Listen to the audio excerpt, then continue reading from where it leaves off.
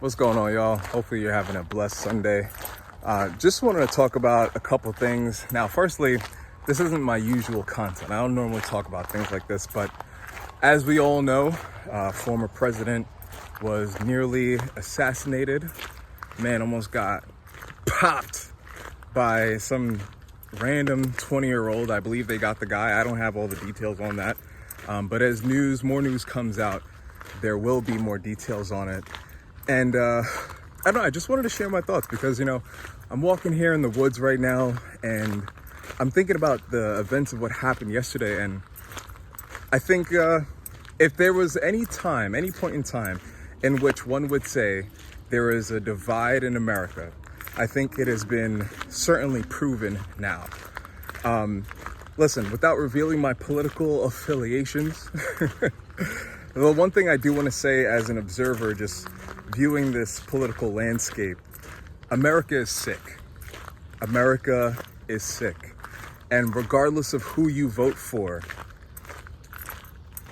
the issues that we are seeing now are becoming so grand that it is my personal belief that we are millimeters away from what some people would perceive to be a civil war.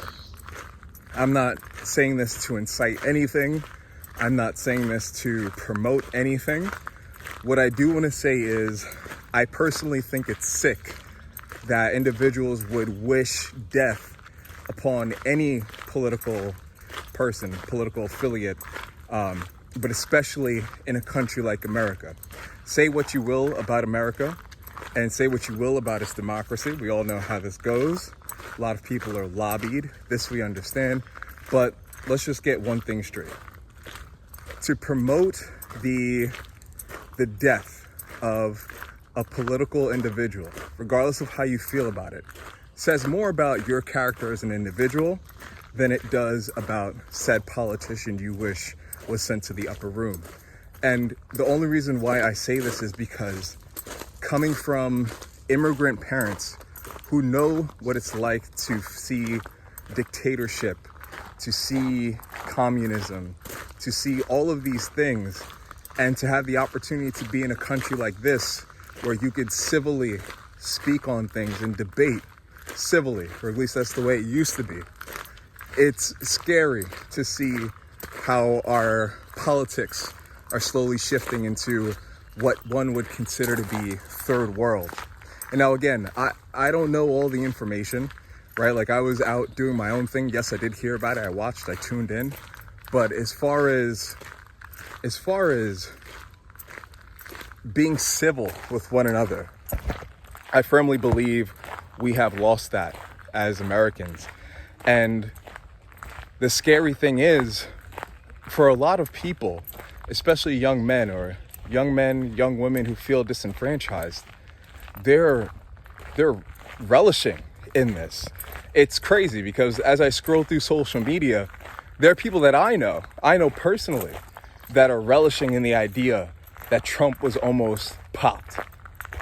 Listen, whether you like the guy or not, to wish death upon a political affiliate or your political opponent is not, I'm gonna sound like a crazy bootlicker saying this, but it's not the American way, right? I always thought that this country was sophisticated in a sense where exchanges of power and ideas and things like that could be handled in a civil manner.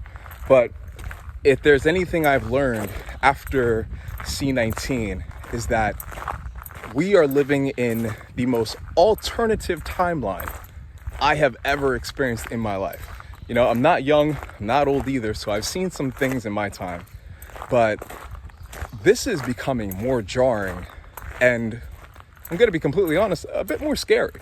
Not for the sake of like public safety or anything of that manner, but the civility in which the exchanges of power can take place going forward in this country. Who knows how people will react? I mean, listen, we've seen what have happened before. We've seen what's happening now. And the only question is, will someone else who might feel disenfranchised or emboldened, will someone else try this? And to be completely honest with you, I would have to say I'm a bit worried.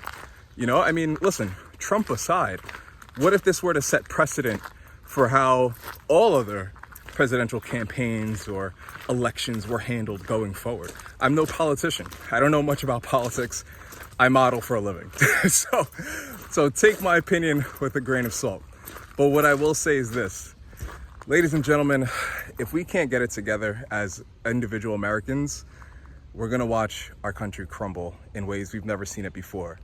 Yes, that's probably already happening, but I think it's important that young or old, us as individuals, we need to be able to either A, put our differences aside, or B, speak on these things in a civil manner and not allow our emotions to get caught up in these things. Because ultimately the issue is this, media will, and we've seen how they've already covered this, which is also, side note, sad. I mean, to call an assassination attempt an incident, what kind of incident are we talking about? So to call it that is a little insane. And it's also funny to see other countries not only make note and pay attention to what's happening here, but also report on it in a truthful way. Now listen, some people are gonna say that it's fake, it was staged. Honestly, we have to move beyond these potential conspiracy theories and look at things for what they really are. And the last thing I would say here is that if one young man feels emboldened to do this, how many other young men might feel this way as well? Which therein lies the crux of the issue. Disenfranchised young men who feel as though they have no voice, or whatever the case may be, or have been inundated and influenced by media and decide, you know what, this is something that I have to do. But it's not the way to go about things. I don't know, those are just my thoughts. I think if anyone is celebrating the idea that a man was seemingly nearly assassinated for whatever reason you might think is valid enough for that to happen, I think you're a sick individual. I'm not even saying this as someone who is super gung-ho Republican, right? I'm not far right, I'm not far left. I'm just an observer viewing these things. And I think in the grand scheme of things, like I said earlier, if we don't get our shit together as a people, we're going to watch this country crumble. And I don't know about you, but I certainly don't want that. You know, I'd like to think that my parents made the right decision in leaving a country in which there was a dictatorship, communism, people were actually getting murdered for their ideologies, and they came to America with the hopes that they'd have an opportunity for their children. I'd like to hope that that still exists for not only myself, but for children if I do want them. I mean, we know what the dating scene is like. Not that I'm condemning or condoning, but you know, I'm just saying as far as the next generation or just humanity, you know, the world is watching us, and the next couple of months is going to set the stage for a lot of things, and we need to be aware of that. So I leave you with this. I say, bless you. God bless you. I hope you have a great weekend. Hope you're having a great summer. And, you know, I think we could all make a collective effort to be kind to one another. I mean, what is wrong with having differences in beliefs, but also being able to speak on them in a different manner, or like speak on them in a civil manner? You know, I don't know. I'm just spitballing here on my morning walk. Anyway, I hope you're getting your steps in. Listen, if you're overweight, you try to lose weight, do yourself a favor. Click on the Fatara Fitness link in the description below. Go ahead and click on the link, download the app, try it free for 7 days. If you like it, it's $10 a month. If you don't like it, delete it. Do whatever the fuck you want to do. But anyway, thank you so much for watching. I appreciate you, and I'll see you in the next one. Peace.